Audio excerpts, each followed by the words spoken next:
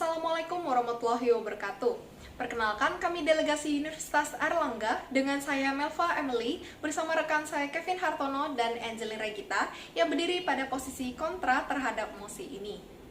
Prinsip demokrasi pada pasal 1 ayat 2 konstitusi diwujudkan dengan pemilihan umum sebagai sarana kedaulatan rakyat untuk memilih anggota DPR, DPD, DPRD, Presiden, dan Wakil Presiden yang dilaksanakan secara langsung, umum, bebas, rahasia, jujur, dan adil. Dalam memenuhi asas tersebut, dibentuklah lembaga pengawas untuk menegakkan keadilan hukum pemilu, yaitu Badan Pengawas Pemilu. Salah satu wewenang Bawaslu adalah menangani pelanggaran pemilu. Namun dalam implementasinya, terdapat permasalahan apakah Bawaslu berwenang untuk menangani pelanggaran pemilu pasca penetapan perolehan hasil suara nasional. Untuk itu akan dianalisis dari perspektif kontra terkait mosi ini.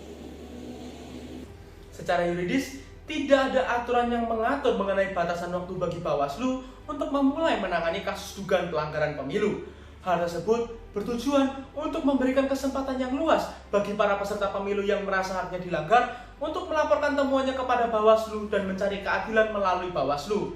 Hal tersebut sejatinya sejalan dengan asas pemilu yakni langsung, umum, bebas, rahasia, jujur, dan adil sebagaimana termaktub dalam pasal 22E Undang-Undang Dasar Negara Republik Indonesia tahun 1945. Sejatinya, hal tersebut sejalan dengan teori yang dikemukakan oleh Frank McLaughlin dalam teorinya Empirical Justice System.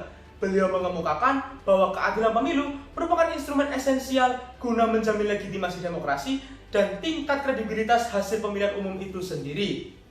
Sejatinya, Bawaslu dan Mahkamah Konstitusi memiliki kewenangan yang berbeda dalam menangani kasus dalam pemilihan umum itu sendiri.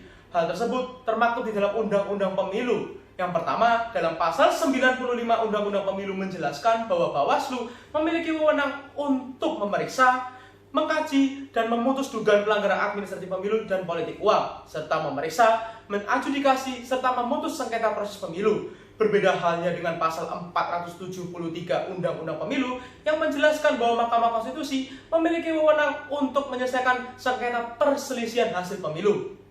Merujuk pada dua isi pasal tersebut, maka dapat terlihat secara jelas bahwa sejatinya Bawaslu lebih menitik beratkan penyelesaian kasus dalam rangka proses dan administratif, sehingga merupakan hal yang mustahil bagi Bawaslu untuk mengeluarkan putusan yang bertumpang tinggi dengan putusan yang dikeluarkan oleh Mahkamah Konstitusi. Sekian dan terima kasih. Negara demokrasi, menurut C.F. Strong, didasari oleh sistem perwakilan yang menjamin kedaulatan rakyat.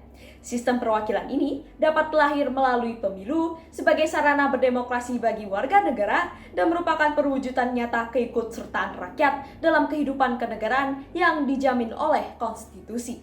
Sehingga mengacu pada sistem keadilan pemilu yang menjamin sepenuhnya penerapan prinsip demokrasi melalui pelaksanaan pemilu yang sesuai dengan asas-asasnya, kami menawarkan dua mekanisme solutif, yaitu pertama, celah hukum di beberapa pasal pada Undang-Undang Pemilu yang menimbulkan ketidakpastian hukum akan dilakukan revisi dalam Undang-Undang Pemilu, serta revisi dan penegasan pada Peraturan Bawaslu Nomor 18 Tahun 2017 tentang tata cara penyelesaian sengketa proses pemilu, perihal kewenangan adjudikasi Bawaslu dalam hal sengketa proses, agar terdapat perbedaan secara tegas dengan kewenangan MK mengenai sengketa hasil pemilu, serta dalam praktiknya tidak ada putusan Bawaslu yang mengubah perolehan jumlah suara setelah diumumkan secara nasional oleh KPU.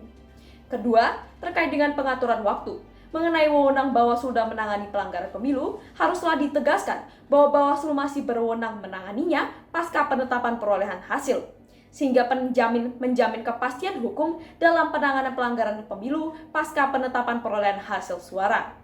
Melalui mekanisme ini akan menjawab kekhawatiran terkait tumpang tindih wewenang antara MK dan Bawaslu, serta memberikan kepastian waktu penanganan oleh Bawaslu sebagai perwujudan prinsip penyelesaian pelanggaran administratif pemilu yang cepat, tidak memihak, dan dilakukan secara terbuka. Sehingga dapat disimpulkan bahwa dengan berwenangnya Bawaslu untuk menangani pelanggaran pemilu pasca penetapan hasil suara secara nasional, sama halnya kita menjunjung tinggi keadilan dalam proses demokrasi. Sekian dari kami, Jayalah Konstitusi.